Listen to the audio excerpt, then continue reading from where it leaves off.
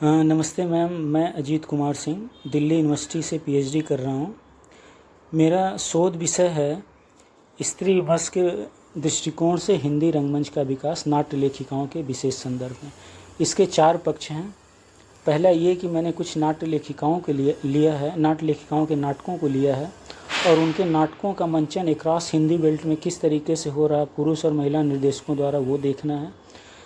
इस रिसर्च का दूसरा पक्ष ये है कि अगर कोई नाट्य निर्देशिका खुद अपना नाटक लिख रही हैं और उसका मंचन भी कर रही हैं तो उस नाटक को देखना है, उसका एनालिसिस करना है। तीसरा ये है कि अगर उस क्षेत्र विशेष में हिंदी बेल्ट के कोई नाटककार हैं, महिला नाटककार हैं, तो उनके नाटक को लेना है और देखना है कि उस पर किस पुरुष और महिला निर्देशक ने उसका मंचन किया है, उसका क्रिटिकल एनालिसिस करना है। चौथा जो पक्ष है बहुत ही महत्वपूर्ण है कि हिंदी बेल्ट के जितने भी स्टेट्स हैं उसके अलावा कुछ अदर राज्य जैसे कि आपके गुजरात हो गया, बंगाल हो गया, महाराष्ट्र हो गया, जो कि नॉन हिंदी बेल्ट हैं, वहाँ पर भी हिंदी रंगमंच किस तरीके से जिंदा है, किस तरीके से उसका विकास हो रहा है, किस तरीके से ये लोग इसको बनाए हुए हैं और इसको डेवलपमेंट में, उसके उत्थान में मदद कर रहे हैं, तो उनके अनुभव और उनके कार्यों को साझा करना है। आज इसी क्रम में हम मुंबई में श्री विभा रानी मैम से बात कर रहे हैं। मैम नमस्ते, आपका बहुत बहुत स्वागत है। मैम पहले तो मैं जानना चाहूँगा कि आप अपनी रंग यात्रा के बारे में हम लोग से अपना महत्वपूर्ण अनुभव साझा करें।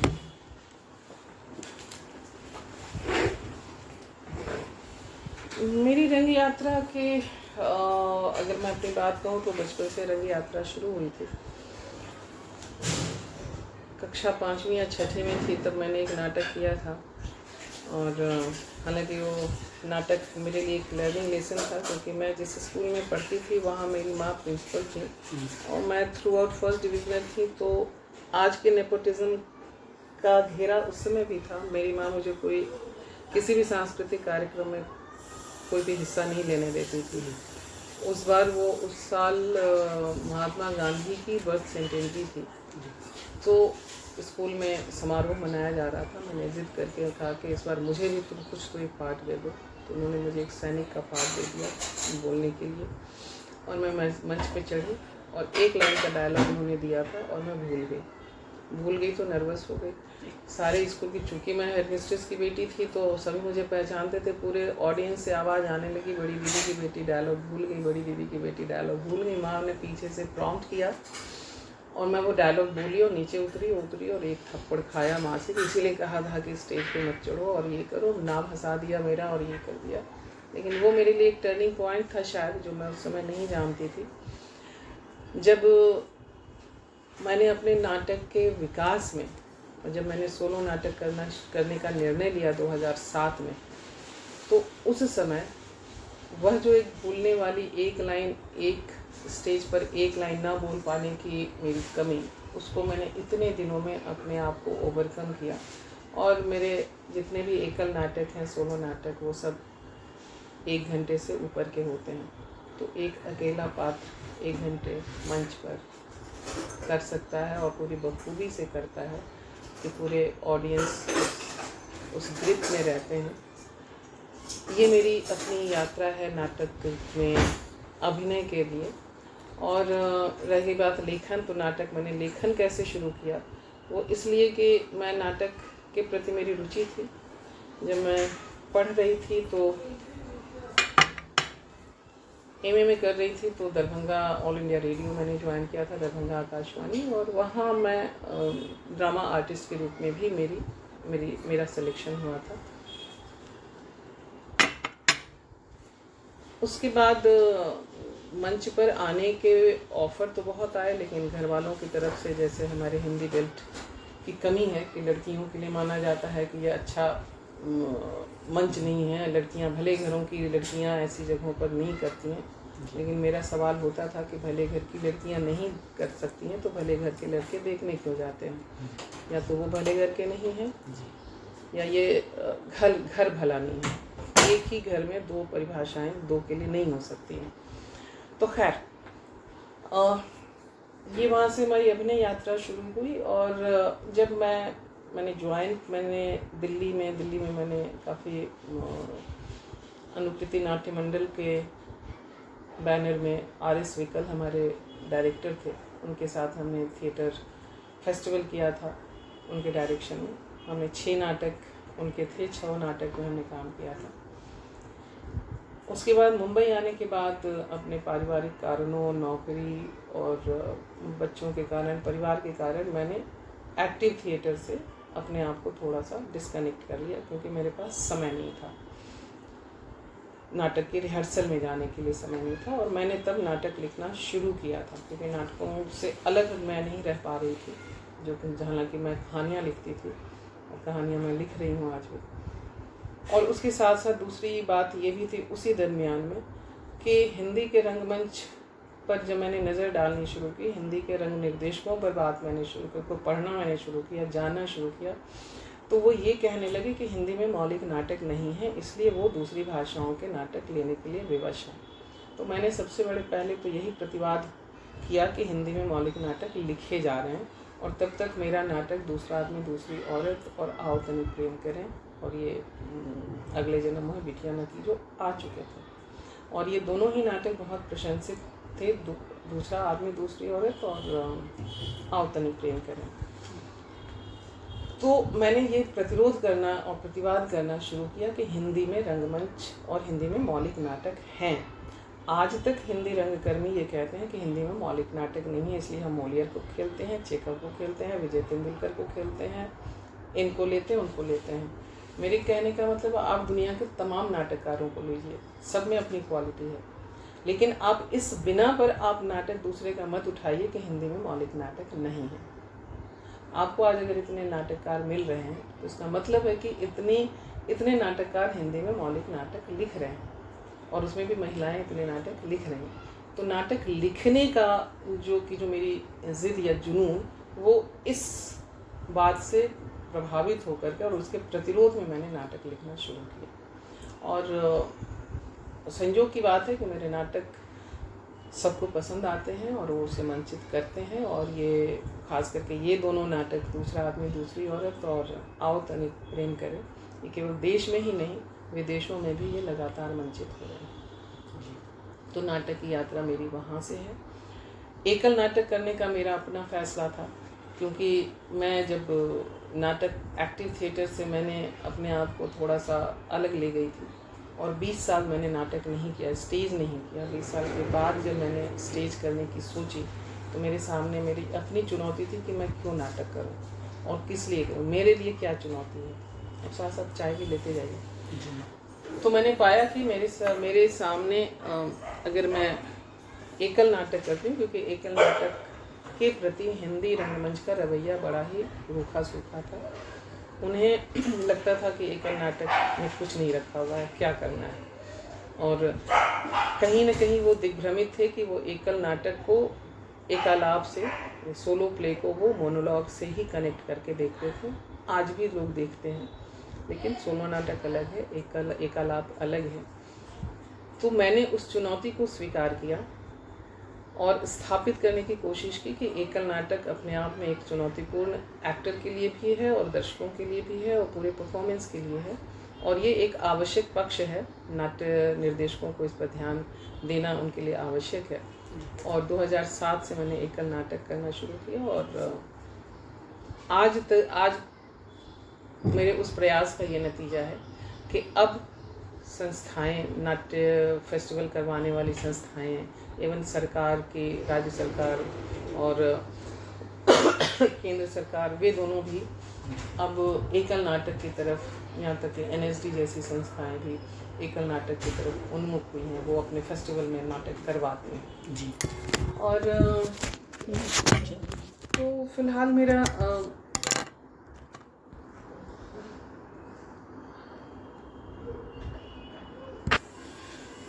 जी मैम, मैंने अपने अनुसंधान में आपके 2 महत्वपूर्ण प्ले लिए हैं, अगले जन्म मोहे बिटिया न कीजो और आओ तनिक प्रेम करें।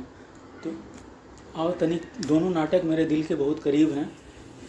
आओ तनिक प्रेम करें थोड़ा मुझे उससे ज़्यादा लगाव है, तो मैं चाहूँगा कि आप अगर आओ तनिक प्रेम करें पे बात करें तो ज़्यादा मेरे लिए भी थोड़ा सुखद होगा, और शायद आपको भी, क्योंकि आपके तो सारे प्ले आपके लिए महत्वपूर्ण हैं। लेकिन मेरा बस अनुरोध है कि आप इसी पे अपने अनुभव साझा करिए, बस मैं यही बोल सकता हूँ। अच्छा मैम, इस नाटक का प्रदर्शन पहली बार कब किया था आपने और कहाँ किया था? इस नाटक को पहले मैं बता दूं कि इस नाटक को मैंने लिखा है और मैंने इसमें एक्ट किया है। मोहन राकेश सम्मान के लिए इस नाटक को हमने इसकी स्क्रिप्ट भेजी थी। जब ये नाटक सम्मानित हुआ 2005 में, तो मोहन राकेश सम्मान की योजना होती है कि वो पुरस्कृत नाटकों का मंचन करवाते हैं जी। तो उसी समय सतीश आनंद जी ने इस नाटक का मंचन किया था, डायरेक्ट किया था। प्ले भी उन्होंने खुद ही, उसमें कास्ट भी उन्होंने खुद थे और एक देवेंद्र कौर बबली हैं, वहाँ के कलाकार हैं, तो उन दोनों ने उसको वही 2005 में पुरस्कार वितरण के समय ये हुआ था। उसके बाद कई ग्रुप्स इस नाटक को करते हैं। मैंने अपने बैनर, जो हमारा नाटक का बैनर है अवितोको, उसके बैनर से भी हमने अपने इसके कई शोज हमने किए। और 2013 में इस नाटक का मंचन जब महाराष्ट्र सरकार की प्रतियोगिता में, तो मुझे बेस्ट फीमेल एक्टर और इस नाटक को बेस्ट नाटक का अवार्ड मिला। कब मैम? ये था 2013 में। जी। महाराष्ट्र में ना? महाराष्ट्र राज्य का, और दिल्ली सरकार का मोहन राकेश सम्मान तो इसको है ही मिला हुआ। जी, दिल्ली गवर्नमेंट का ना? जी, दोनों ही नाटक।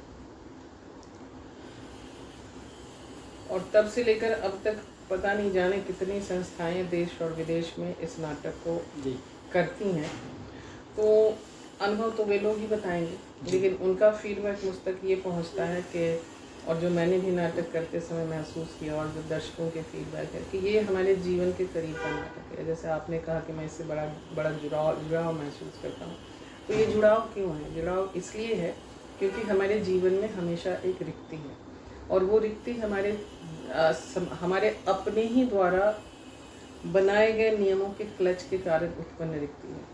क्योंकि हम कभी भी अपने आप को इतना फ्री नहीं कर पाते हैं जी, कि हम अपनी लाइफ पार्टनर, जिसके साथ साथ फेरे लेकर के विधिवत, जिसके साथ हम एक संबंध में जुड़े हैं, उस संबंध के बारे में हम अभिव्यक्त कर सकें। जी।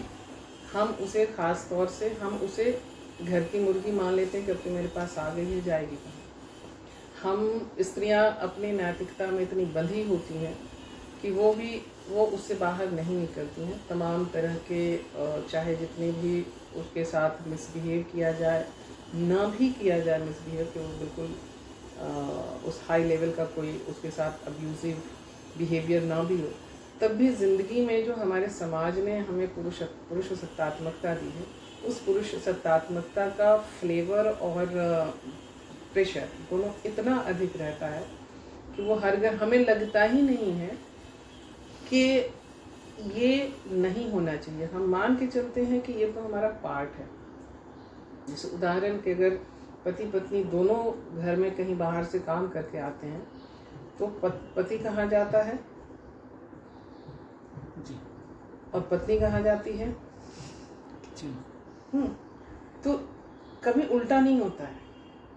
शायद ही कभी हो जाए कि कोई वैसी चीज़ है कि हो गया, लेकिन इन जनरल जो है वो ये होता है। और यहीं से हमारी शिक्षा शुरू होती है कि हमें पता, हम जिंदगी काट लेते हैं, हमें पता ही नहीं चलता कि ये सब चीज़ें हैं जो असमानता की पाठशालाएं हैं, जो हमें बचपन से हमें घोंट के पिलाई गई, हमारे खून में, पसीने में घुली हुई है, इसलिए हमें वो सब पता नहीं चलता। और ये कि हम शादी करके आए हैं, तो हमारा और पति पत्नी का संबंध माना जाता है कि सारे संबंधों से ज़्यादा घनिष्ठ है, जहाँ कोई दुराव छुपाव नहीं होना चाहिए, जहाँ दोनों में समान संबंध होने चाहिए, लेकिन वहाँ असमानता और सबसे अधिक होती है।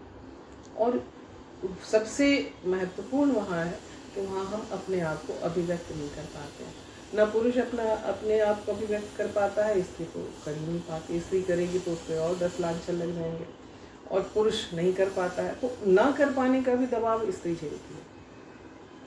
उसकी सारी इच्छाएं, मनोकामनाएं पूरी करने के लिए वो समाज के द्वारा निर्धारित की गई है, और सामाजिक, मानसिक, शारीरिक सब दबाव वो झेलते हुए उसकी तमाम इच्छाएं पूरी करती है। उसकी शारीरिक, मानसिक, आर्थिक, नैतिक सारी इच्छाएं पूरी करती है।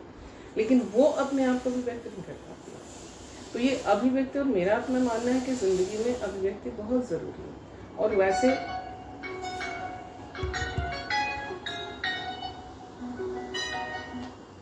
हाँ देखिएगा। जी मैम। तो ये नाटक मुख्य रूप से अभिव्यक्ति के अभाव से उपजे संतराश का नाटक है जी। जो समय के अनुसार हम दोनों, पति कम झेलता है, पत्नी ज़्यादा झेलती है, क्योंकि सामाजिक ताना बाना जिस हिसाब से है। और हमें लगता है कि ज़िंदगी में और कुछ हो या ना हो, एक्सप्रेशन बहुत ज़रूरी है, अभिव्यक्ति बहुत ज़रूरी है। और वो संप्रेषण नहीं होने से ज़िंदगी में तमाम खालीपन उभर के आते हैं। जिन खालीपन, ये ऐसे खालीपन होते हैं जिन्हें हम किसी को बता भी नहीं सकते। ये ऐसे घाव होते हैं जिन्हें हम किसी को दिखा भी नहीं सकते। दिखाएं भी तो उस पर लोग ध्यान नहीं देंगे, उसको ऐसे ही चलता है बोल करके उसको सिंप्लीफाई कर देंगे। और ये वही है कि वो रहमन निज मन की व्यथा मन ही रात को बोए, सुनिए ठलई हैं लोग सब बाँट न लई हैं कोई। हर के मन में ये घाव है, हर के मन में ये पीड़ा है, लेकिन वो हर कोई उस पीड़ा को छुपा करके ये दिखाता है कि हम बहुत खुश हैं, बहुत प्रसन्न हैं। तो ये उसी अभिव्यक्ति के अभाव से उपजे संतराश की कथा है, संतराश की कथा है और प्रेम है। और इसलिए जब जब इसका मंचन होता है, यहाँ चाहे कहानी कही गई है दो बुजुर्ग एक उम्र के पड़ाव पर पहुँचे हुए 60 और 55 साल के पति पत्नी के माध्यम से, लेकिन जीवन का ये खालीपन हर कोई महसूस करता है। चाहे वो 22 साल का युवा हो, वो अपने घर में देखता है, अगर ब्याह है तो अपने घर में देखता है क्या सही होता है, या फिर वो न्यूली मैरिड हो या और हो रहे हों, अभेड़ हो रहे हों, मतलब इसको लोग ऐसे ही, मेरा अपना अनुभव हो रहा है कि इसको देखने के बाद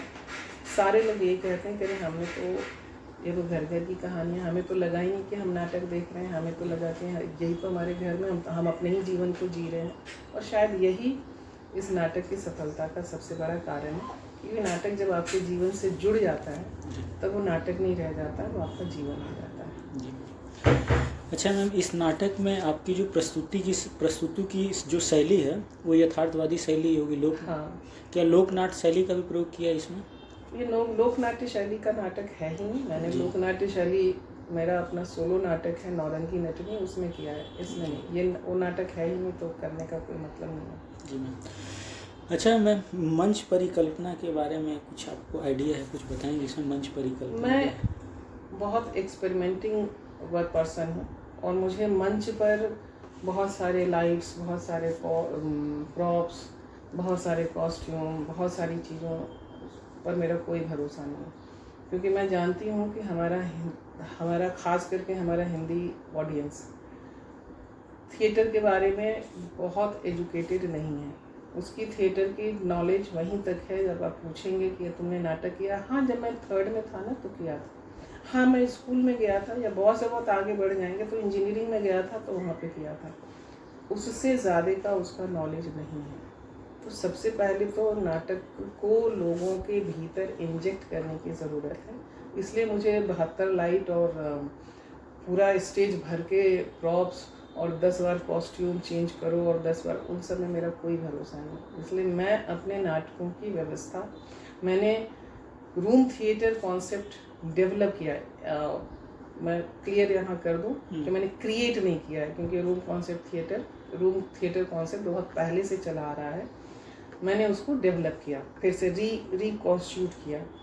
और वहाँ मैं ये मान के चलती हूँ कि नाटक में 3 ही चीज़ होने चाहिए सबसे ज़रूरी, दाल भात सब्जी या रोटी दाल सब्जी की तरह, कंटेंट मतलब स्क्रिप्ट, अच्छा डायरेक्शन और अच्छे एक्टर। ये 3 होंगे तो आप इस जनरल लाइट में भी आप करेंगे तो नाटक का वही असर रहेगा। आप सिंपल शर्ट पैंट पहन करके भी करेंगे तो नाटक का वही असर रहेगा। कंटेंट, एक्टर और डायरेक्टर। तो मतलब यहाँ पे तो मैं अपने नाटक बहुत ही सिंपल रखती हूँ। इस नाटक को भी जब हमने किया था और महाराष्ट्र में किया था, जब महाराष्ट्र में भी खूब सारे प्रॉप्स, खूब सारा म्यूज़िक, खूब सारी चीज़ें रहती हैं, वहाँ पर हमने किया था तो हमने सिर्फ स्क्रीन पे हमने ड्राइंग रूम का सीन बना दिया था और किचन का सीन बना दिया था, सिंबॉलिकल 2-4 किताबें रख दी थी, एक सोफ़ा और एक सेंटर टेबल रख दिया था हमारा, और किचन का सेट है तो उसमें 2-4-10 बर्तन रख दिए थे। हम मान के चलते हैं कि नाटक फिजिकल अभिव्यक्ति की चीज़ है, तो आप फिजिकली अपने आप को कितना एक्सपेरिमेंट करते हैं और कितनी सारी चीज़ें दिखाते हैं। नाटक के अलग अलग तत्व हैं, उसमें माइम है, उसमें चेहरे के एक्सप्रेशन है, उसमें बॉडी लैंग्वेज है, उनके माध्यम से आप शब्द को कम और भाव को कितना दिखा सकते हैं, और उनको दिखाने के लिए आप बाकी बाहरी चीज़ों का कितना कम से कम सहारा लेते हैं। और यही हमारे इस नाटक की सबसे पावरफुल चीज़ बन के आई कि जब ये नाटक महाराष्ट्र गवर्नमेंट के जूरी के बीच पहुंचा तो उन्होंने यही कहा कि ये लोग ट्रक भर भर करके प्रॉप्स लाते हैं और ये तो बस एक एयर बैग में अपना प्रॉप भर के आए, नाटक किया और चले गए, और नाटक इस तरीके से था कि सारे स्पेल बाउंड होकर के ये 2 घंटे का नाटक लोग देखते रहे। तो मैं इस तरह के नाटक करती हूँ और करने में बिलीव करती हूँ। एक्सपेरिमेंट है ये भी एक तरीके का। जी मैम, चरित्रों के बारे में आप मतलब इस नाटक में जिन चरित्रों को यूज़ किया, मतलब जो चरित्र हैं उनके कैरेक्टर्स के बारे में कुछ आप।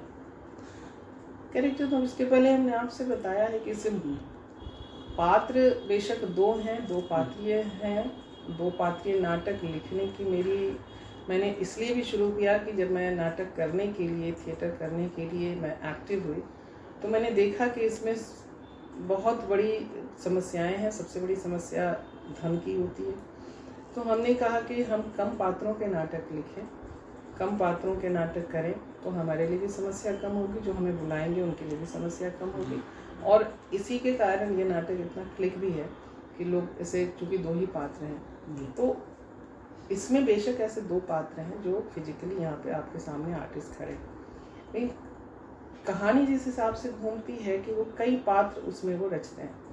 उसमें लड़की जो स्त्री है उसकी माँ भी है, जिसकी अपनी एक इच्छा होती है, वो चाहती है कि उसके बच्चे पढ़े, उसकी बेटियाँ पढ़े। उसमें जो पिता, जो एक्चुअल पिता है उसके, और जो पति पत्नी हैं उसके 2 बच्चे हैं, और वो पैट्रियार्की से इतना दबाया हुआ है। पिता को नहीं पसंद कि उसकी बेटी प्रेम विवाह करे, पिता को नहीं पसंद कि उसका बेटा विदेश में जाके काम करे। तो ये जो सामाजिक संरचना है और ताना बाना है, उसके बीच में ये नाटक चलता है। तो पात्रों की संरचना, इनविजिबली पात्र बहुत से आते हैं, और इनविजिबली बहुत ही इसमें तंज है वही पेट्रियार्की पे, कि वो पुरुष अपने प्रेम प्रसंग तो 3 प्रेम प्रसंग बड़े शान से सुना जाता है, और पत्नी को कहता तो है कि तुम सुनाओ, मैं बहुत फ्रैंक हूँ, मैं बहुत फ्री हूँ, लेकिन वो बर्दाश्त नहीं कर पाता। तो ये पेट्रियार्की, ये जो पुरुष सत्तात्मकता जो हम अपने भीतर बना करके बैठे हुए हैं कि कोई भी पुरुष नहीं चाहता है कि उसकी पत्नी किसी और से प्रेम करे, जबकि वो जिससे, ये समझने वाली बात होती है कि अगर वो जिससे प्रेम करता है वो भी तो किसी की पत्नी होगी, तो आप दूसरे की पत्नी से प्रेम करेंगे, लेकिन आप चाहेंगे कि आपकी पत्नी किसी से प्रेम ना करे। और आप क्यों दूसरे से प्रेम करने गए? क्योंकि आपको यहाँ कुछ खालीपन मिला। और आपकी पत्नी क्यों किसी और के प्रति आकर्षित हो रही है? क्योंकि उसको भी यहाँ खाली मिला है। तो हम दोनों वो क्यों नहीं उस खालीपन को खोजते हैं और आपस में ही सेटल करने की कोशिश करते हैं? आपस में ही वो क्यों नहीं संप्रेषण बनाते हैं कि चीज़ें यहाँ पे आए? तो मैंने अपने पात्रों की संरचना की, प्रकट में ऑन स्टेज 2 पात्र हैं, लेकिन उसके माध्यम से बहुत सारे पात्र आते हैं। लड़की का परिवार आता है, लड़के का परिवार आता है, उसके अपने बच्चे आते हैं, बच्चों की चीज़ें आती हैं कि वो किस तरीके से दबे रहे ऐसे परिवार में, ऐसे पिता के साम्राज्य में। जी, तो एक तरीके से इस सशक्तिकृत स्त्री जो मेन कैरेक्टर है उसको हम सशक्तिकृत मानेंगे ना, क्योंकि वो अपने खुद को इस्टेब्लिश कर चुकी है और वो अब तो अपना डिसीजन लेने के लिए स्वतंत्र है। पहले मेरे ख्याल से इस पैट्रियार्की में वो स्वतंत्रता नहीं थी एक तरीके से। मैं आपसे ही सवाल पूछूं कि कल को, आज आपकी शादी नहीं हुई, ठीक है, कल को आपकी शादी होती है और आपकी पत्नी आपसे कहे कि मैंने तुमसे शादी कर ली है लेकिन मेरा प्रेम किसी और से था, आप तो आज क्या है, आपका क्या रिएक्शन रहेगा? मैं इतना मानता हूँ कि हर इंसान का एक पास्ट होता है तो उसका भी एक अपना पास्ट था। अब मेरे ख्याल से अब आगे नहीं, वो तो आपने अपने आप को एजुकेट कर लिया, लेकिन पहला रिएक्शन आपका क्या होगा द मोमेंट आपको पता चलेगा कि अरे इसका एक ये अतीत था। अतीत तो सबका रहता है, ये भी एक अतीत था।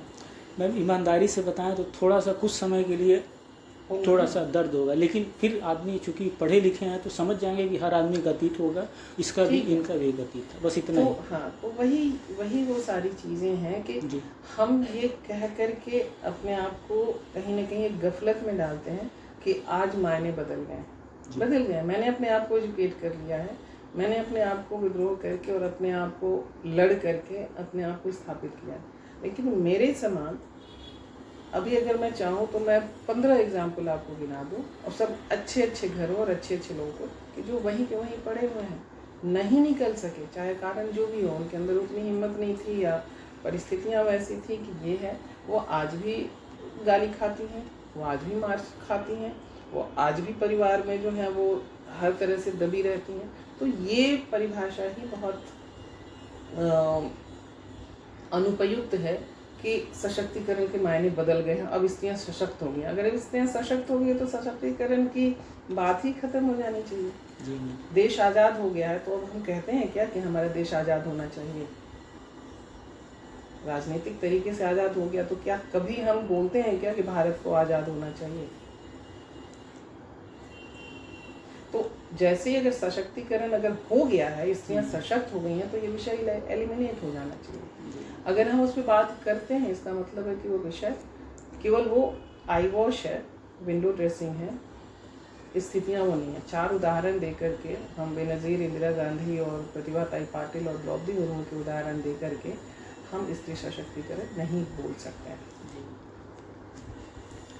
हाँ मैम, इस नाटक में चरित्रों के संवाद का स्वरूप कैसा है आपके अनुसार? मतलब भाषा, किरदार, समय, काल, इमोशंस के अनुसार, या कुछ नया एक्सपेरिमेंटेशन आपने कुछ दिखाने के लिए किया? नहीं, इसमें तो बहुत सहज और सिंपल घर में 2 पति पत्नी काम हैं, संडे का समय है, अब पति चूंकि रिटायर हो चुका है, उसके पास कोई काम नहीं है, पत्नी अभी भी काम है, उसके पास एक ही संडे है, तो स्त्रियों का संडे भी जो संडे नहीं होता है वो घर का ही डे होता है, वर्किंग डे ही होता है, बल्कि ज़्यादा रिग्रेस वर्किंग डे होता है, तो उसमें निपटी हुई है।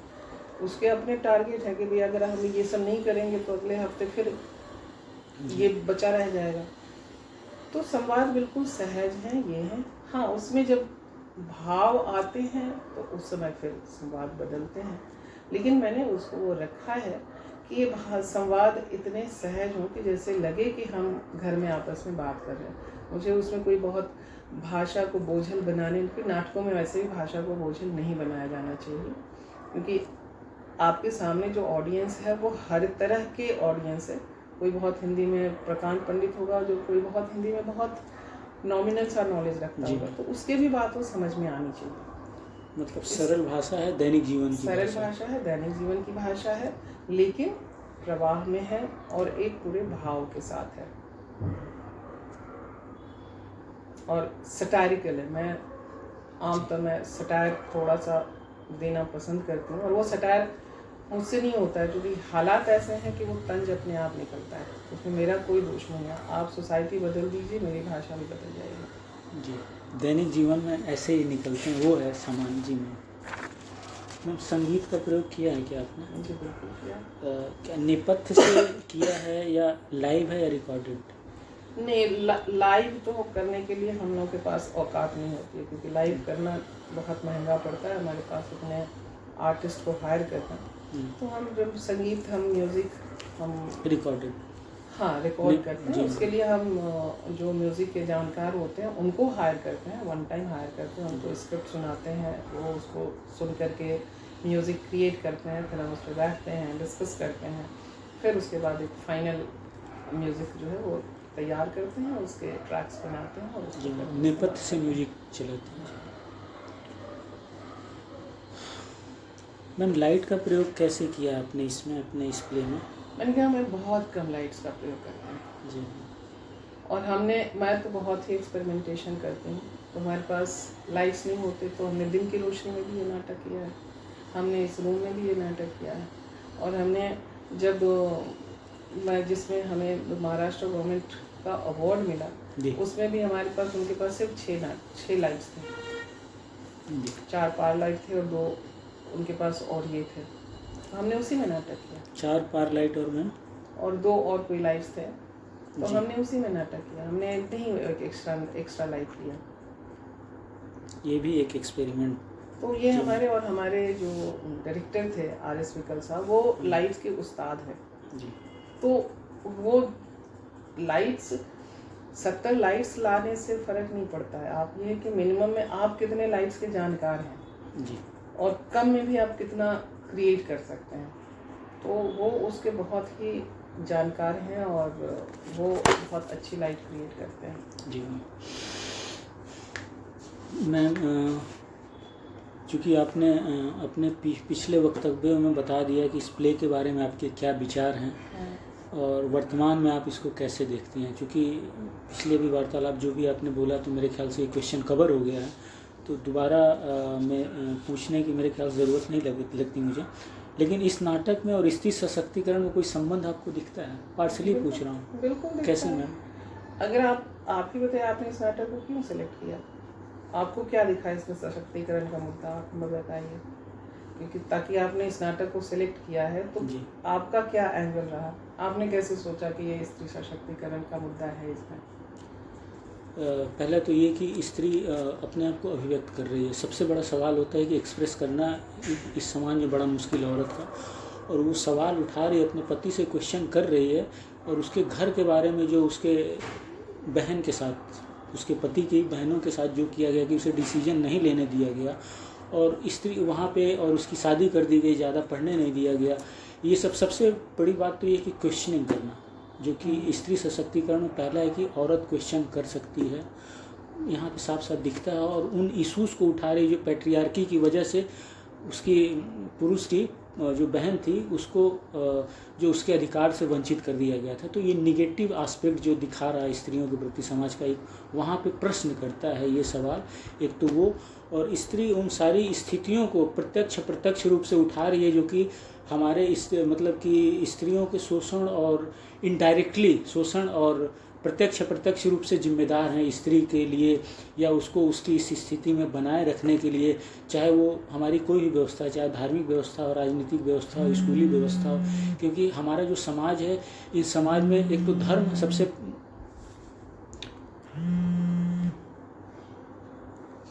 जी मैं ये बोल रहा था कि जो पैट्रियार्की को बनाने में जो सबसे बड़ी बात होती है मैम, धर्म अपना महत्वपूर्ण रोल अदा करता है। धर्म की रूढ़ियाँ हैं, धर्म के कुछ रीति रिवाज हैं जो स्त्रियों के लिए बांधते हैं। समाज अपना रीति रिवाज परंपराएं जो थोपता है, एक वो स्कूलिंग कि लड़कियों को इसी तरीके से काम करना है, ये आपका गृह विज्ञान पढ़ना है, इस तरीके का ड्रेसिंग सेंस, ये कल्चर। तो ये जो 3 चीज़ें हैं वो स्त्री को बांधती हैं। और वो जो अप्रत्यक्ष रूप से आपका ये नाटक उन चीज़ों पर प्रहार तो करता है, भले सामान्य दर्शक को न दिखे, लेकिन एक जो नाटककार है, जो रेगुलर नाटक देखते पढ़ते हैं और एक समझदार श्रोता हैं, उनको ज़रूर ये सब चीज़ें दिखाई देती हैं कि स्त्री किस तरीके से समाज में पिस रही है और अपनी बातों को नहीं रख पा रहे हैं, उसके अधिकारों का किस तरीके से हनन हो रहा, वो हम उसको स्वीकृत कर चुके हैं, जाने अनजाने में उसको समझ रहे हैं कि ये होता है। तो एज इट इज़, जो एक हम लिटरेचर में पढ़ते हैं कॉमन सेंस की अवधारणा कि ये तो कॉमन सेंस है, ये तो सबको पता है, तो उसको भी प्रत्यक्ष रूप से ये नाटक उठाता है। इसलिए स्त्री दृष्टिकोण से या स्त्री सशक्तिकरण के पॉइंट ऑफ व्यू से बड़ा इम्पोर्टेंट है, मेरा ये मानना है। जो आप कह रहे हैं वही इसके पॉइंट्स हैं जी। और दूसरी बात इसमें ये है कि स्त्री आ रही है, निकल रही है, अपनी स्थितियों से विद्रोह कर रही है जी और बता रही है। और तीसरी बात जो आपने कहा कि दर्शक, सामान्य दर्शक न समझें, ऐसा नहीं होता है। केवल पढ़े लिखे लोग नहीं समझते हैं, वो समझ करके भी ना समझते हैं। जी। जो सामान्य दर्शक हैं वो सबसे पहले समझते हैं। सबसे ज़्यादा हम नाटक में सबसे पहली परिभाषा हम जो पढ़ते हैं और हम पढ़ाते हैं लोगों को, वो ये है कि हमसे ज़्यादा समझदार हमारे दर्शक हैं, वो हमसे ज़्यादा समझते हैं। हम जो अभिव्यक्त करते हैं, हम एक पक्ष अभिव्यक्त करते हैं, वो उसके 3 माने निकालते हैं, और जब वो डिस्कस करते हैं तब हमें भी समझ में आता है कि हाँ ये भी एंगल हो सकता है। तो ये कहना अपने आप में अनुपयुक्त है कि कॉमन मैन नहीं समझता है। कॉमन मैन जो नाटक देखने आ रहा है सब कोई समझता है, उसमें पढ़े लिखे भी हैं, उसमें और ये कॉन्सेप्ट ही हमारे पास अजीब सा हमने क्रिएट कर लिया है कि पढ़ा लिखा है वो सब समझता है, और जो कम पढ़ा लिखा है या नहीं पढ़ा लिखा है तो उसको कुछ नहीं समझ में आता है। हमारे पुरखे सब अनपढ़ ही थे, लेकिन उन्होंने जो क्रिएट किया हम पढ़ लिख करके सब बिखेर रहे। जी हाँ मैम, पुरुषों के साथ जो महिला निर्देशक आ रहे हैं उनकी भूमिका को आप रंगमंच के विकास में किस प्रकार देखती हैं मैम? बहुत पॉजिटिव हैं वो, और चूँकि महिला हैं इसलिए महिलाओं के ऊपर थोपी गई सीमाओं को और रेस्ट्रिक्शंस को समझती हैं और उनसे निकल करके अपनी चीज़ें लेकर के आती हैं जी। इसलिए उनकी प्रस्तुतियों में एक आग होती है, उनकी प्रस्तुतियों में एक आक्रमण होता है कि तुम नहीं समझते हो, आओ हम तुमको सिखाते हैं, समझाते हैं, दिखाते हैं, कहीं ना कहीं किसी न किसी रूप से तुम देखो समझो, और सभी बहुत अच्छा काम करते हैं। मतलब आप ये बता रहे हैं कि जो अनछुए पहलू हैं जो कि पुरुष नहीं उठा पाता उसको भी वो गहराई से लेकर समझ के उठा देती हैं, और उन इश्यूज़ को भी छूती हैं जो कि सामान्यतः पुरुष निर्देशक या वो लोग नहीं छूना पसंद करते, या लगता है कि शायद विवाद हो जाएगा या कुछ। नहीं, पुरुष तो अपने आप, वो तो स्वयंभू होता है ना, अपने आप को स्वयंभू समझता है, उसके लिए तो कोई भी पक्ष जो है वो न दिखाने लायक होता ही नहीं है। लेकिन जहाँ वो दिखाता है उसमें उसकी पुरुष दृष्टि काम करती है। उसी चीज़ को स्त्री जब दिखाती है तो वो स्त्री एंगल से देखती है, इसलिए पूरे प्रस्तुति में, पूरे कथ्य में वो एक अंतर आ जाता है। अब अगर एक आवतनिक प्रेम करें, जब इस नाटक को जब कोई भी देखता है, वो नाटक न भी उसमें राइटर का नाम पढ़े, तब भी वो देख करके समझ जाता है कि ये किसी स्त्री का लिखा हुआ नाटक है। उसी चीज़ को अगर पुरुष लिखता तो वो सारी चीज़ें नहीं आती, उसमें कुछ और चीज, जो स्त्री पक्ष है वो उभर के आता, लेकिन उसके ऊपर पुरुष पक्ष हावी होकर के आता है और स्त्री को उसके नीचे आना पड़ता है। जी मैम। इसलिए स्त्रियां जो हैं, और हम तो कहते हैं कि स्त्रियों की तरफ कोई नहीं देखता है, पुरुष तो बिल्कुल नहीं देखते, तो इसलिए स्त्रियों के काम को स्त्रियां ही दिखा सकती हैं। और हम लोग अब रंगमंच के माध्यम से, साहित्य के माध्यम से, प्ले राइटिंग के माध्यम से, इन सभी के माध्यम से हम लोग तैयार हैं कि आप आंख खोल करके भी न देख रहे हैं तो हम आपकी आंख को, जिसको कहते हैं ना, चियार करके दिखाने के लिए हम लोग तैयार हैं। और आपको देखना पड़ेगा, समझना पड़ेगा। ये स्त्रियों की अपनी एक समझदारी विकसित हुई है हर क्षेत्र में। जी। अब चूँकि आपने ही ये नाटक लिखा है तो मूल आलेख तो से अलग क्या है, ये आपका खुद का है, इसलिए ये प्रश्न इररिलेवेंट है कि आपने इस नाटक के मंचन में लेखिका की मूल आलेख से अलग क्या क्या किया, चूँकि आपका ये खुद का नाटक है। मैम, इस क्षेत्र में रंगमंच की स्थिति को आप कैसे देखती हैं? किस क्षेत्र में? मुंबई में। मुंबई में बहुत अच्छी स्थिति है। मुंबई में एक साथ अलग अलग तरह से नाटक हो रहे हैं। अच्छा। इंटीमेट थिएटर हो रहे हैं। जो हमारा जो हमने रूम थिएटर कॉन्सेप्ट रीडेवलप किया था, हमारे उस प्रयास का नतीजा ये है कि अभी मुंबई में छोटे, अभी आप यहाँ जाएंगे शाम में देखने के लिए, यहीं आराम नगर जाएंगे ना जी जी, तो वो देखिएगा कि वो इंटीमेट थिएटर का एक स्वरूप वहाँ पर है, जहाँ छोटा सा स्टेज है, सामने ही दर्शक बैठे हुए हैं, 60-70 लोगों के बैठने की जगह है और वहाँ पे देख रहे हैं। तो उस तरीके से वैसे हब्स तैयार हुए हैं जहाँ लोग आते हैं, अपना नाटक करते हैं। उसके अदर वे में उसकी दूसरी तरफ पृथ्वी जैसा रंगमंच है, थिएटर है, जहाँ और भी ज़्यादा व्यवस्थित रूप से नाटक होते हैं। NCPA है और सफाया है, सेंट एंड्रयूज़ है, बहुत से यहाँ नाट्य गृह हैं जहाँ पर नाटक होते हैं। और भाईदास हॉल है, बहुत सारे। कौन सा हॉल में? भाईदास हॉल है। भाईराज नहीं, भाईदास। तो बहुत से हॉल हैं, वो तो आप गूगल कीजिएगा कि जी। बॉम्बे में थिएटर नाटक के हॉल कितने हैं तो आपको मिल जाएंगे उसमें। तो नाटकों के को करने वाले अलग अलग ग्रुप्स हैं। पहले के ग्रुप जैसे नाट्या बब्बर का आपने नाम लिया, उनका ग्रुप अभी तक काम कर रहा है।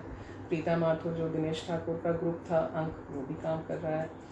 ओम कटारे हैं, उनका भी नाटक का ग्रुप काम कर रहा है। अंग्रेज़ी में अतुल कुमार है जो हिंदी में भी करते हैं, उनका भी नाटक का ग्रुप काम करता है। लिलेट दुबे हैं जो अंग्रेज़ी में तो करती ही हैं, कभी कभी वो हिंदी में भी करती हैं, तो उनका भी। तो जो पहले से प्रतिष्ठित नाटक ग्रुप हैं वो तो काम कर ही रहे हैं।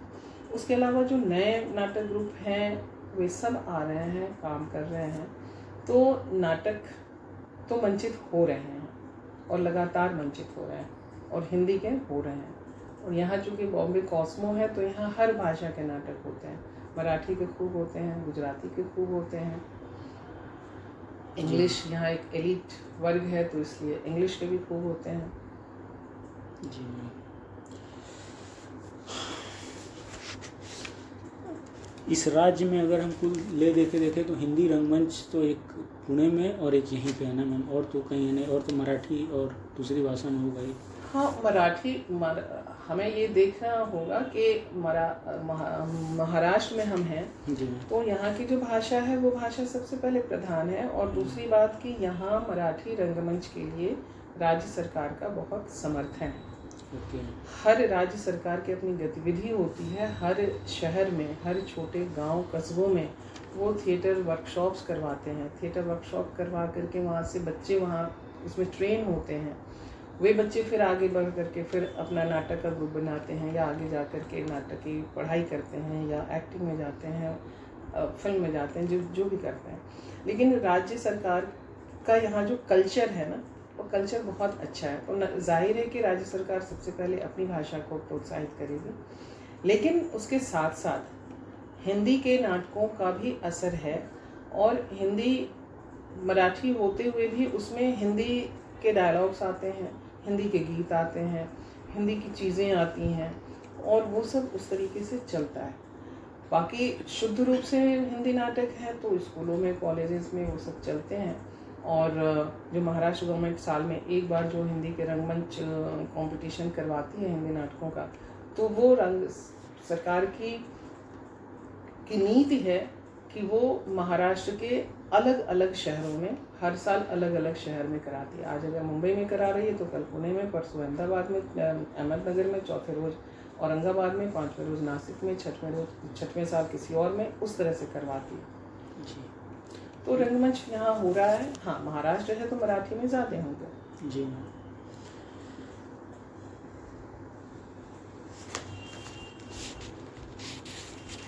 पुरुष निर्देशक किस प्रकार की भूमिका अदा कर रहे हैं हिंदी रंगमंच में?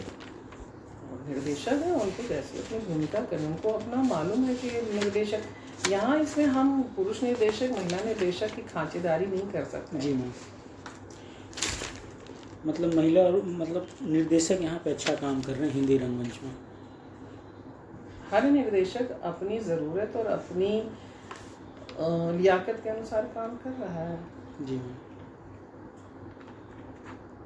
चूँकि ये मुंबई है, यहाँ प्रोफेशनलिज्म ज़्यादा है, तो प्रोफेशनलिज्म पर यहाँ ध्यान रहता है कि नाटक कर रहे हैं, देखने वाले जो हैं वो भी प्रोफेशनल्स होते हैं। तो उनकी कोशिश रहती है कि हम नाटक ऐसा करें कि उनके दर्शक जो आ रहे हैं उनके मानदंडों पर खरा उतर सकें, और उनकी भी अपनी इच्छा जो है वो अपना उद्देश्य पूरा हो सके। जी मैम, चूँकि आपने ये बोला कि महिला और पुरुष निर्देशक को हम स्पेसिफाई करके अलग से उनके कामों को नहीं देख सकते, तो मेरे ख्याल से ये क्वेश्चन कि महिला निर्देशकों का इस क्षेत्र तथा इस राज्य के रंगमंच के विकास में कोई भूमिका है, क्या आप कुछ बोलना चाहेंगे कि हो? नहीं, आपने जो कहा ना कि पुरुष निर्देशक क्या कर रहे हैं, जी, तो वहाँ मैंने कहा था कि ऐसे पुरुष निर्देशक, अगर हम ये आपसे कहें कि आप एक रिसर्च स्कॉलर होकर के आप पुरुष होकर के क्या कर रहे हैं, और वहाँ पे एक स्त्री है तो वो क्या कर रही है, भाई आप भी रिसर्च कर रहे हैं, वो भी रिसर्च कर रहे हैं, उनका जो सब्जेक्ट है उसमें कर रहे हैं, उनका जो सब्जेक्ट है उसमें कर रहे हैं, जी।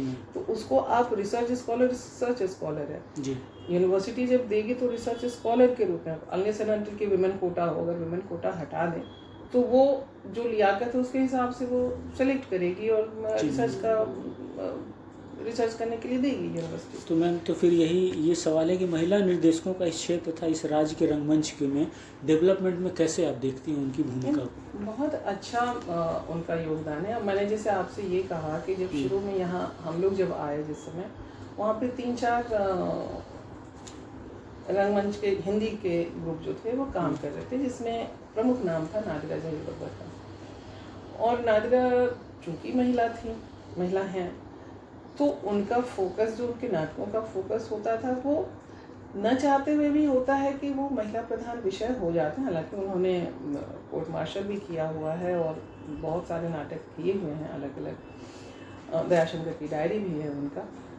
लेकिन उन्होंने उस समय के जो ओम कटारे का यात्री था या दिनेश ठाकुर का अंक था और नादिरा बब्बर का एकजुट है, तो ये 3 प्रमुख ग्रुप थे। उन तीनों प्रमुख ग्रुप में नादिरा बब्बर अपने एक महत्वपूर्ण उस रूप में आती थी। फिर उसके बाद दिनेश जी के जाने के बाद अब प्रीता माथुर उसकी जिम्मेदारी संभाल रही हैं, तो वो अपने नाटक लेके आ रही हैं।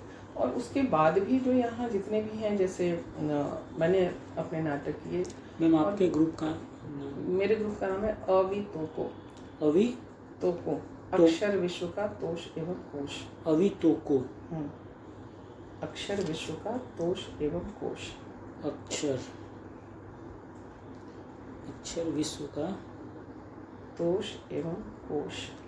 तोष एवं कोश, ये पूरा नाम है ना मैम?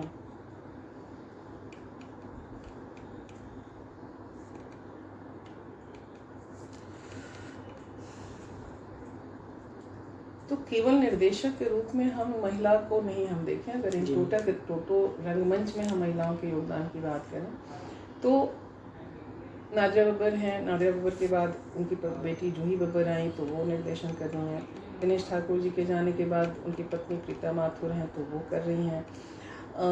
उसके अलावा मैं तो कर ही रही हूँ, और भी बहुत सारे लोग हैं। एक डॉक्टर वसुधा सहस्त्रबुद्धे हैं जी, जो बहुत पिछले 50 साल से वो है, वो महाराष्ट्रियन, लेकिन वो हिंदी रंगमंच के लिए बहुत काम कर रही हैं। उनके ग्रुप का क्या नाम है?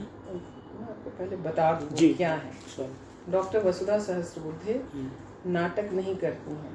वो नाट्य निर्देशक नहीं है, नाट्य लेखक नहीं है, और नाट्य मंचन नहीं करे, नाट्य कलाकार नहीं। लेकिन वो नाटकों पर उनके बहुत गंभीर काम है।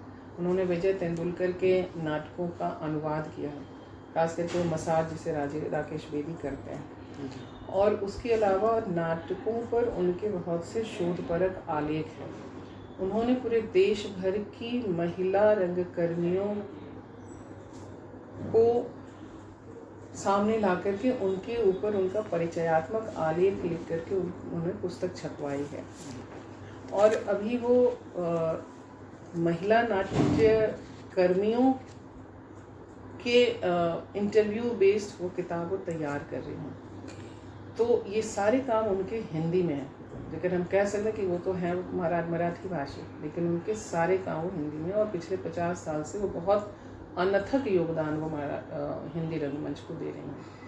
तो उनका नाम इतना महत्वपूर्ण है। जब हम हिंदी रंगमंच और महाराष्ट्र के हिंदी रंगमंच की बात करेंगे, तो भाई हम नाटक करते हैं, तो उस नाटक करने के योगदान को भी सामने लाने वाला तो कोई होना चाहिए ना। जी।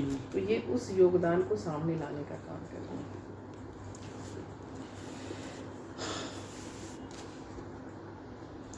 अच्छा मैम, महिलाओं की रंगमंच में भागीदारी को पहले की तुलना में अभी आप कैसे देखते हो? जो लड़कियां निकल जाती हैं वो निकल जाती हैं।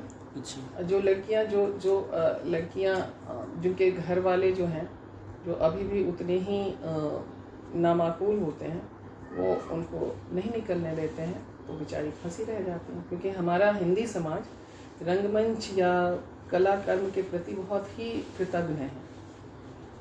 वो सीधे कहते हैं कि भले, जब मैंने आपसे पहले ही कहा कि भले घर की लड़कियां ये सब नहीं करती हैं, तो भले घर की लड़कियों का जो टैग लगा देते हैं, तो उस टैग से उनको पहले तो वो आज़ाद करें, अपनी लड़कियों पर विश्वास करें। लड़कियां क्या करना चाहती हैं उनको वो आज़ादी दें। लड़कियां कम से कम लड़कों जितना जो है ना, मैं तुलना नहीं करती, ऐसा नहीं कि मैं लड़कों के अगेंस्ट हूँ, लेकिन वो ज़्यादा सेंसिबल होती हैं। वो ज़्यादा संवेदनशील होती हैं, अपने माता पिता घर परिवार के प्रति वो ज़्यादा जिम्मेदार होते हैं, और उन्हें कम से कम इस बात का अभी एहसास होता है कि बड़ी मुश्किल से मुझे इजाज़त मिली है। 1% भटक भी जाती हूँ, अलग चीज़ है, बड़ी इजाज़त, तो मुझे इसका मान रख कर के अपने आप को प्रूफ करना है, तो कभी इधर उधर नहीं जाती हैं। जब तक वो विश्वास आप लड़कियों को देंगे, हमारा हिंदी समाज इस मामले में अभी भी बहुत पीछे है, क्योंकि वो खुद पीछे है तो उनकी लड़कियां पीछे हैं। यही हमारी हिंदी रंगमंच की स्थिति है, यही हमारी हिंदी फिल्म इंडस्ट्री की स्थिति है। हिंदी फिल्म इंडस्ट्री में दूसरी भाषा की अभिनेत्रियां आकर के राज करती हैं। मतलब आप बोलेंगे कि ये ऐसा बोलेंगे बहुत ज़्यादा क्रांतिकारी परिवर्तन हो गया हो कि महिलाएं अचानक से आ गई, ऐसा कुछ नहीं है, थोड़ा उनका परिवर्तन आई हैं, आ रही हैं। अब अगर हम फिल्म की बात हम करें तो उसका नाम क्या है, नितिन चंद्रा की बहन,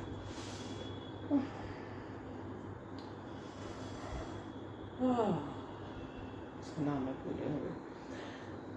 अभी तो बहुत सी महिलाएं हैं जो हिंदी फिल्म इंडस्ट्री में भी आ रही हैं।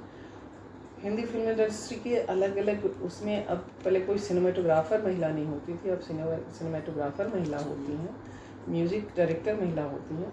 मेघना गुलजार जैसी हैं जो महिला हैं, जो महिला निर्देशक हैं, जो छपाक और अब मानेक शाह पर जो फिल्म बन रही है वो उसको लेकर के आ रही हैं, और बहुत से लोग हैं जी मैम जो आ रही हैं। लेकिन एट द सेम टाइम हम जो कहेंगे कि ये हमारा हिंदी समाज जब तक अपने विचार उसको बदलने की हिंदी समाज को ज़रूरत, तभी उसके परिवार की लड़कियां आगे बढ़ेंगी ना। जी मैम।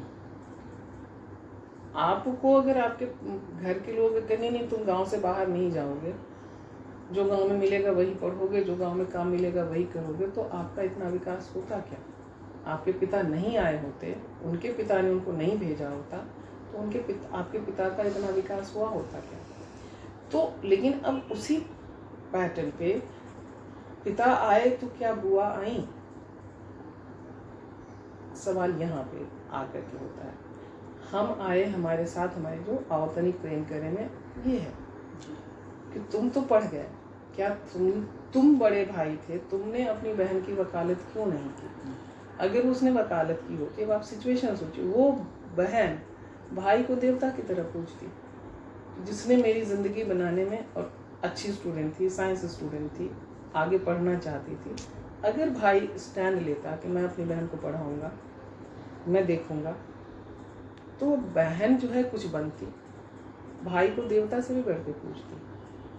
तो हमारा समाज बिल्कुल अभी भी होता है कि 2 बच्चे हैं तो एक लड़का एक लड़की है, हाँ लड़की की शादी कर दी, गंगा नहा ली, तो लड़कियों की शादी ही उनकी सबसे बड़ी ज़िंदगी का ये है क्या? हम क्यों नहीं निकलते हैं कि ठीक है बड़ी होगी, अपने पैसे, उसको लगेगा कि मैं शादी करूँ तो शादी कर लेगी, आपसे कह के शादी करवाएगी, आपकी पसंद से शादी करेगी, तो स्कोप तो दीजिए।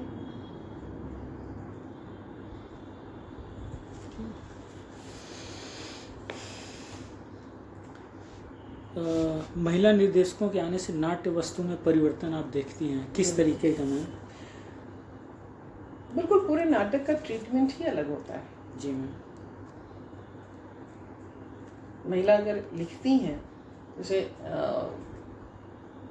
नादिया जहीर बब्बर, वो निर्देशक सह लेखक हैं, तो उन्होंने निर्देशन उनका पहला फील्ड है, अभिनय उनका पहला फील्ड है, लेखन उसके बाद उन्होंने किया। लेकिन जब उन्होंने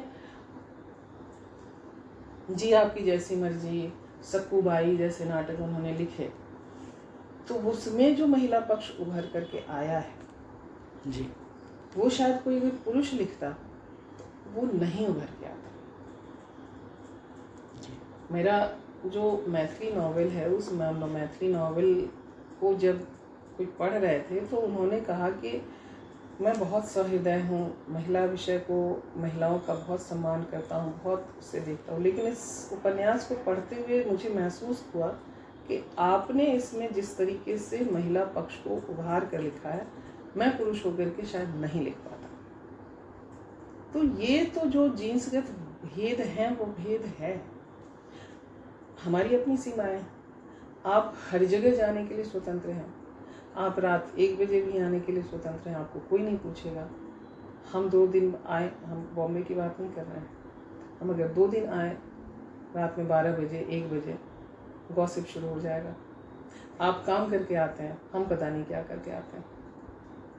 तो ये चीज़ें जब तक रहेंगी तब तक तो पुरुषों के देखने का भाव ही बदल जाएगा ना। अभी मैं कहीं एक सीरियल लिख रही थी, तो उसमें हम प्रेम को व्याख्यायित कर रहे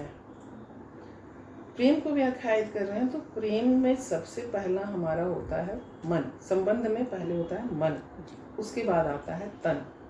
अब जो लेखक थे वो कहते हैं अरे तन तो होना ही चाहिए ना, हम कहाँ इनकार कर रहे हैं कि तन नहीं होना चाहिए, लेकिन तन ही सबसे पहले नहीं आ जाएगा ना। तो ये देखने का नजर कि स्त्रियां पहले भाव देखती हैं, फिर उस भाव को कैरी करने के लिए शरीर देखती हैं। हम पुरुष पहले शरीर देखते, अरे देखो कितनी अच्छी, फिर उसके बाद आना आई लव यू।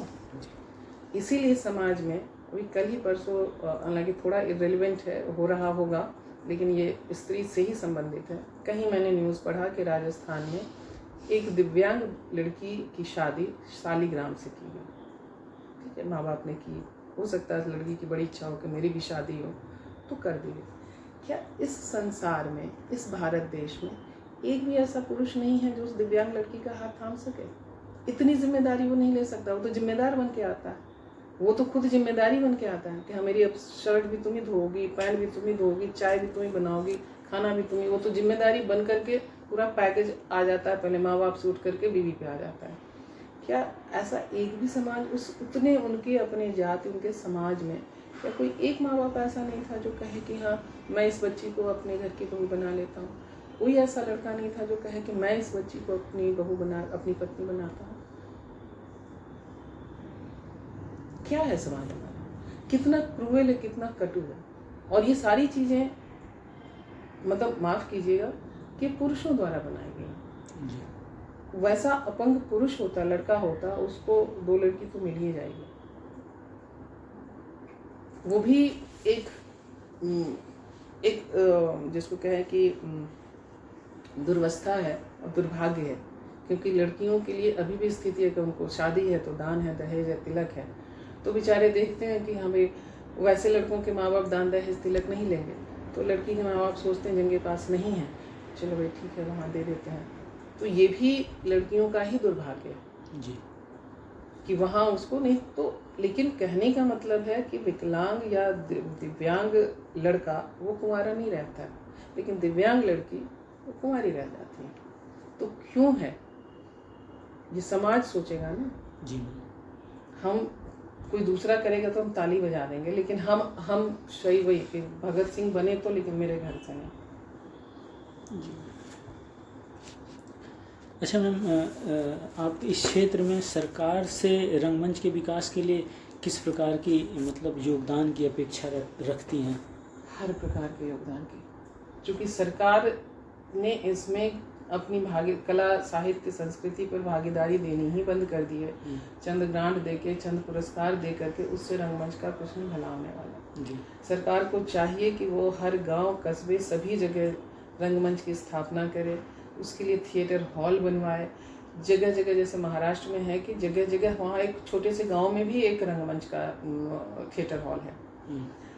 वहाँ पे वहाँ के बच्चों के लिए कार्यशालाएं करवाएं, वहाँ से प्रतिभाएं निकाल करके लेकर आएँ। उन प्रतिभाओं को अगर 10 कार्यशाला करते तो 10 कार्यशाला में 20 बच्चे वैसे निकल के आते हैं, उनकी और एक्सटेंसिव कार्यशालाएं करवाएं, उनको ग्रांट दें, संस्थाओं को ग्रांट दें, और उनकी बाकायदा उनके ऊपर वो पूरी अच्छी ऑडिटिंग हो कि वो उसको बस उसका मिसयूज़ ना हो। तो सरकार, क्योंकि देखिए अगर हम कहें तो पहले अगर जब राजशाही थी और राजा के दरबार में ऐसे सब होते थे ना, नवरत्न होते थे, तो कोई साहित्यकार होते थे, कोई नाटककार हो।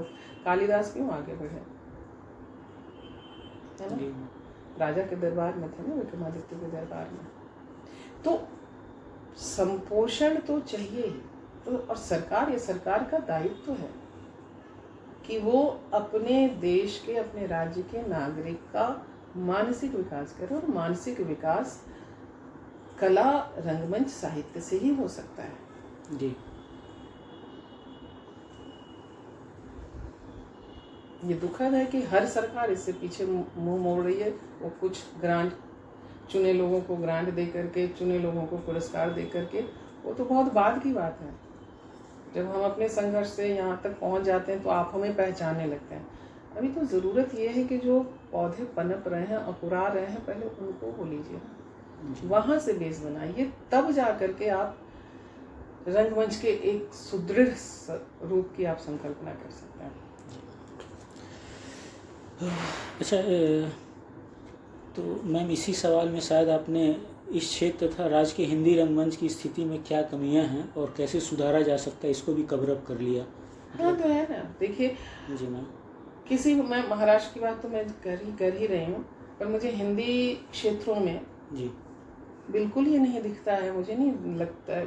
जबकि BNA यूपी में है, इलाहाबाद में भारतीय हिंदू नाट्य अकादमी लखनऊ में है, NCZCC है वो इलाहाबाद में है, सब कुछ है।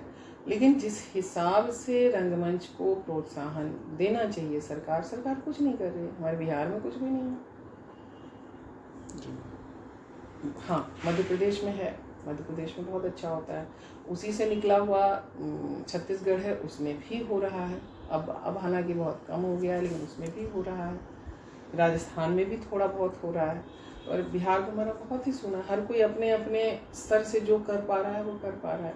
न सरकार कोई थिएटर फेस्टिवल करती है, ना सरकार कोई थिएटर से रिलेटेड कोई कार्यक्रम करती है, ना सरकार साहित्य से रिलेटेड कोई आयोजन करती है, कुछ भी नहीं होता है। जी मैम।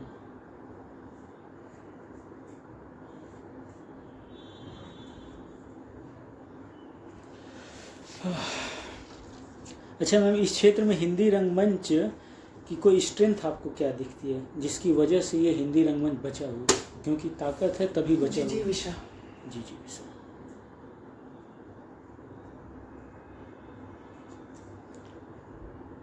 जी मैम।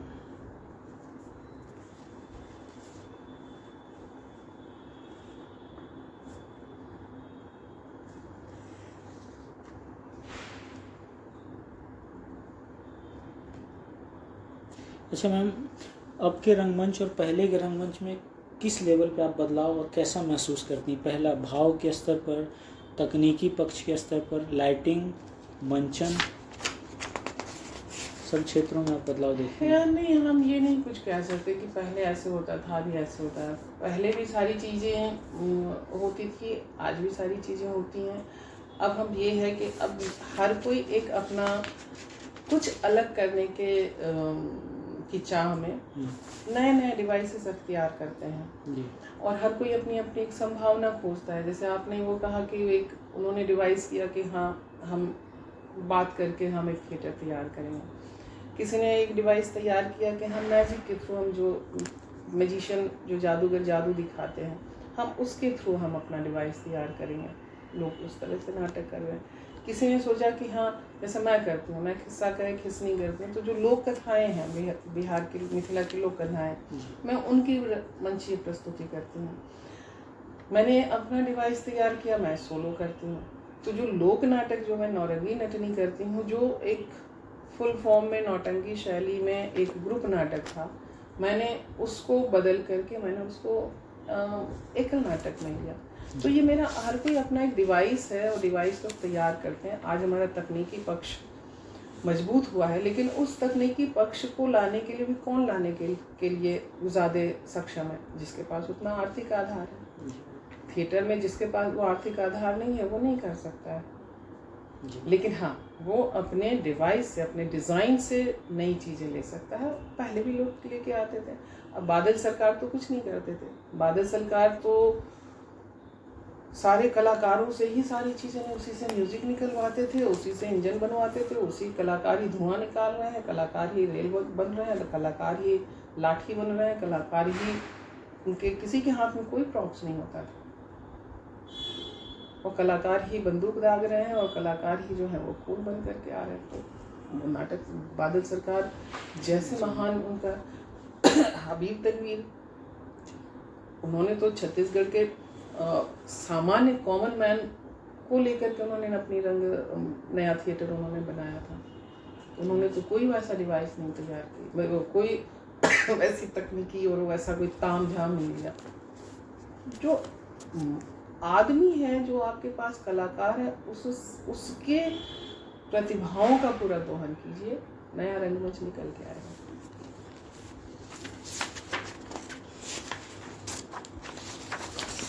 अच्छा मैम, अंतिम सवाल है कि ये जो नाटक है, इसमें स्त्री विमर्श के किस प्रकार को आपने, जैसे आया समाजवादी नारीवाद है, रेडिकल नारीवाद है, मार्क्सवादी है, उत्तर आधुनिक, हम नाटक ऐसा सोच करके नहीं लिखते हैं, ये आप लोग तैयार है, ये समीक्षक का काम है, मेरा काम नहीं है। जी मैम। न लेखक का काम है, न निर्देशक का काम है, न एक्टर का काम है। जी मैम। ये सवाल ही बिना बेबुनियाद सवाल है।